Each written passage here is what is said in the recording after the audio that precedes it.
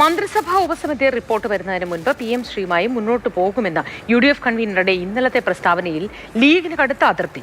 ഇന്നലത്തെ UDF യോഗത്തിൽ PM Shri ചർച്ചയായിട്ടില്ല എന്നും അന്തിമ തീരുമാനം എടുത്തിട്ടില്ല എന്നുമാണ് ലീഗ് വിശദീകരണം. അതേസമയം പദ്ധതി നടപ്പാക്കും എന്നുള്ള കൺവീനറുടെ പ്രസ്താവനയ്ക്കെതിരെ ശക്തമായ വിമർശനവുമായി വെൽഫെയർ പാർട്ടി രംഗത്തെത്തി. PM ശ്രീയുമായി ബന്ധപ്പെട്ടുകൊണ്ട് മുൻ ഗവൺമെന്റ് ചെയ്ത കാര്യങ്ങൾ അതൊരു തുടർച്ച എന്നുള്ള നിലയിൽ അത് മുമ്പോട്ട് പോകും.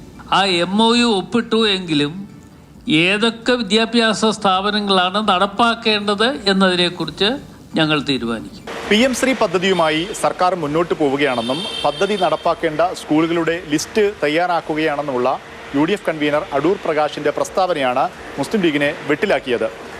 ഈ PM ശ്രീ പദ്ധതി നടപ്പാക്കുന്നത് സംബന്ധിച്ച് പഠിക്കാനുള്ള ഉപസമിതിയുടെ അന്തിമ റിപ്പോർട്ട് വരുന്നതിന് മുമ്പ് UDF കൺവീനർ ഇക്കാര്യത്തിലൊരു പരസ്യ പ്രതികരണം നടത്തിയത് ശരിയായില്ല എന്നുള്ളൊരു വിമർശനം ലീഗിനകത്ത് ഉയർന്നു എന്നുള്ളതാണ്. വിദ്യാഭ്യാസ മന്ത്രി N ഷംസുദ്ദീന് അടൂർ പ്രകാശിനെ പിന്തുണച്ചുകൊണ്ട് പിന്നീട് പ്രസ്താവന നടത്തേണ്ടി വന്നെങ്കിൽ കൂടി ആലോചനയില്ലാതെയാണ് കൺവീനർ ഇത് പറഞ്ഞത് എന്നൊരു നിലപാടാണ് ലീഗിനുള്ളത്.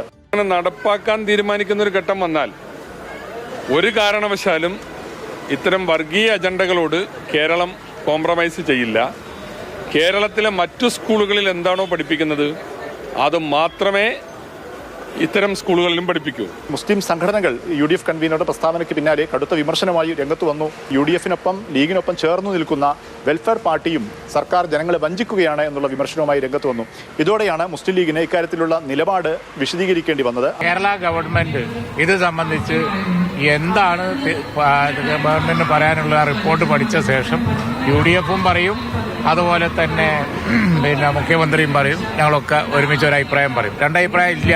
UDF യോഗത്തിന് ശേഷം നടത്തുന്ന പത്രപ്രവർത്തകർ ചോദിക്കുന്ന ചോദ്യത്തിന് അദ്ദേഹത്തിൻ്റെതായ ശൈലിയിൽ ഒരു മറുപടി പറയാലോ. ഏതായാലും PM ശ്രീ പദ്ധതിയുമായി സർക്കാർ ഇനി മുന്നോട്ട് പോവുകയാണെങ്കിൽ കടുത്ത എതിർപ്പ് സമുദായത്തെ സംഘടനകൾക്കകത്തും പുറത്തും ലീഗ് പ്രത്യേകിച്ചും നേരിടേണ്ടി വരും എന്നുള്ള സൂചനയാണ് ഇപ്പോൾ പുറത്തുവരുന്നത്.